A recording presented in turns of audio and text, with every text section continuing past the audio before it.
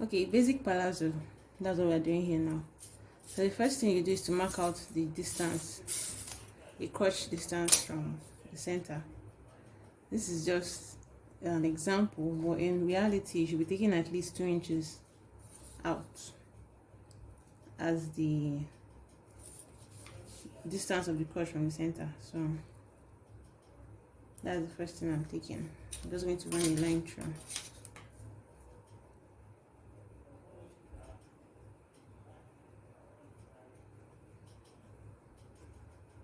I don't really need to take it all the way, but I will. So that's it. Next, you take your crotch length. Now, to take crotch length, what I usually do is measure the person from the waist to the ground. This is a palazzo, so from the waist to the floor, and then from the crotch, that's the area in between the legs, you're going to measure from there to the floor. Then you subtract that measurement from the measurement you took from the waist to the floor. That's how you get your crotch, if you want to get it perfectly. So you use that measurement now and mark. Let's assume that this is where it stops. So you have this. And that's the first thing I usually do.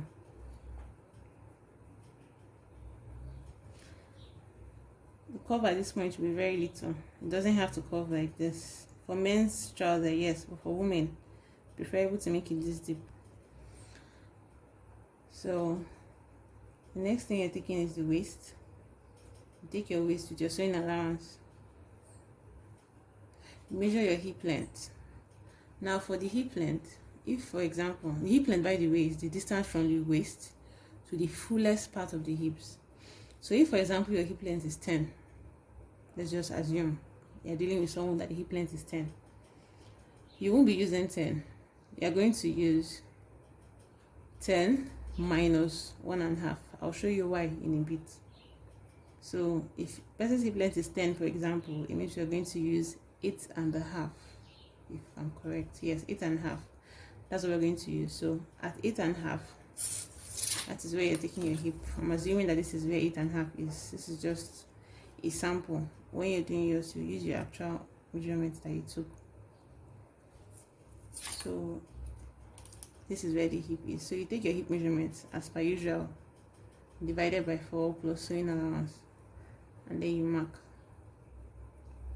Now for a basic palazzo trouser, what I usually do is, once I've gotten that hip length measurement, which is this, I'll take my tape and measure from here to here. That's from all the way to the end of the crotch measurement to the hip. Whatever I have, that's the exact same thing I will take here. So using this ruler, for example, let me see, what do we have here? We have a little over 4.5. This is just a fake measurement, but with your actual one, that's what you do. So a little over 4.5, and then you continue the line straight down. So people usually go as far as earlier on when I used to make palazzos, I flare it out a little, give it a bit of a flare button. But I realized that most times that method turns out too big, and then the customer starts asking me to reduce it. But with this method, you still get that palazzo look, and it's big but not too big. And in case the customer wants it to fit at the hip, that's the person wants the hip fitted, and then it continues straight down, you're good to go.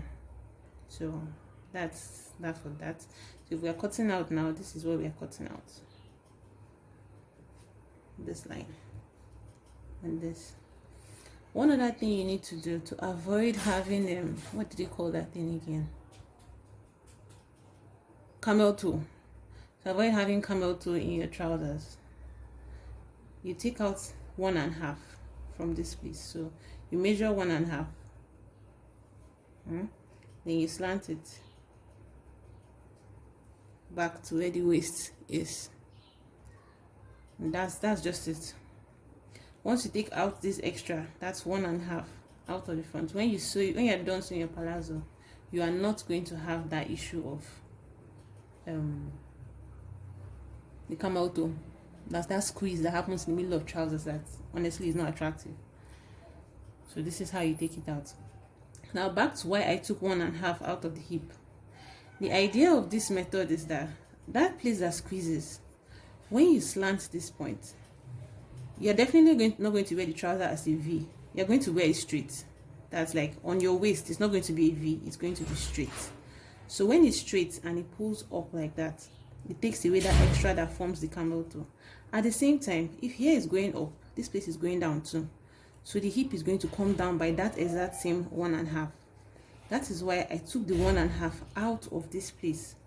So that by the time you straighten this, and this place comes down, because if you straighten, you take this up now, this is going to come down for them to be straight. So by the time it comes down, you've already taken out the 1.5.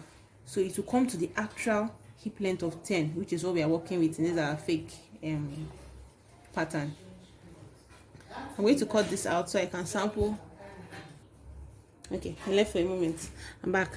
Now, if you don't understand what I explained, you can ask so that I can do another extra explanation regarding that 1.5 and what it does. But this is it. So we're going to cut this out now and create the back.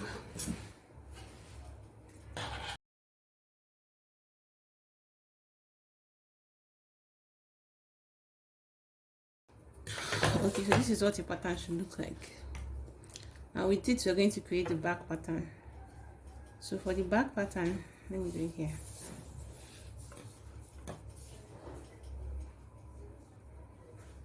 Can we see it? Okay, we can.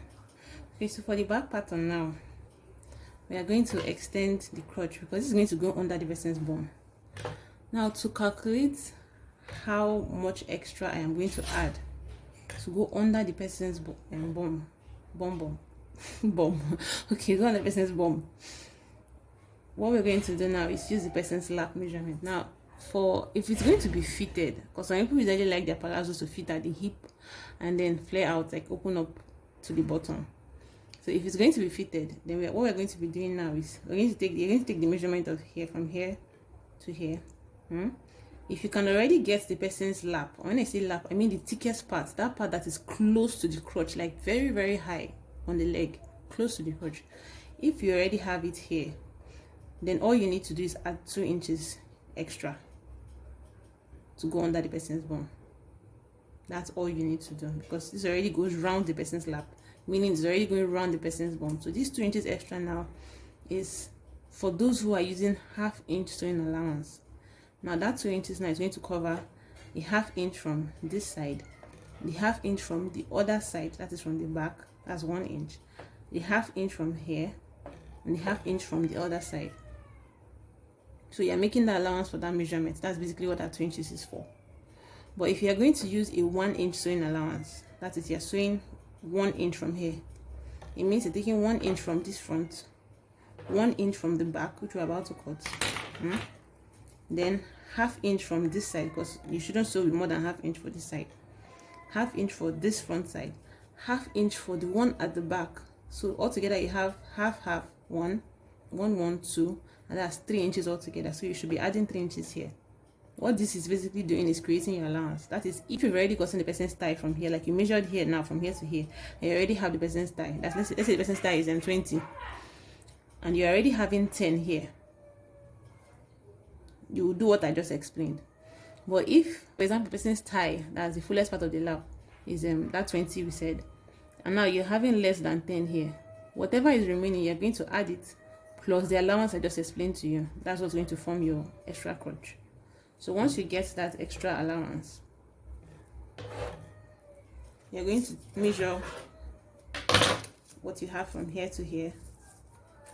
Whatever you have from here to here, you're going to measure it. And then from this same point, you're going to open up your tip or your ruler, your tailor's ruler, like this. It should be the exact, whatever you measured here to here, should be the exact thing you're getting here. So I'm going to do this. I'm going to do this. Then this is how you're going to curve it. This curve is not going to be as sharp as this one. It's going to be smoother, just like you're curving along someone's bum. Then that 1.5 we took out, we're going to add it back, and still add extra 1 inch. That's what we're adding there. And then if you notice, for this particular palazzo, I didn't put any allowance on any allowance for a dart at the front, but at the back now I want to put a dart. Sometimes I put 2 darts because when I put 2 darts, it emphasizes the person's backside and makes it look bigger. I notice it has that effect. So if I'm going to add 2 darts, then I'm adding 2 inches to the side here, and I will measure from here to here to make sure that it's equal to from here to here. Understand? So that by the time we are joining, the hip line is the same in both the back and the front. So I add my 2 inches for my 2 darts are going to be at the back, and then I slant from here.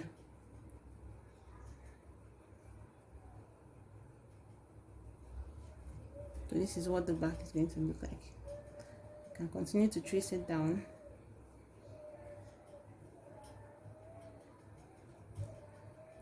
This is what you have for the back now. Taking out the front, and this is your back measurement. So you can mark out the darts. Like I said, for my case, I take 2 darts. For mine, rather, I take 2 darts. So that's the 2 darts there. And then we can cut it out.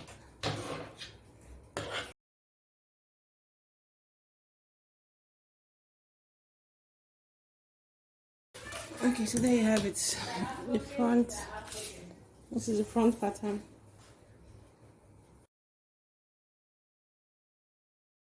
And this is the back pattern for the trouser.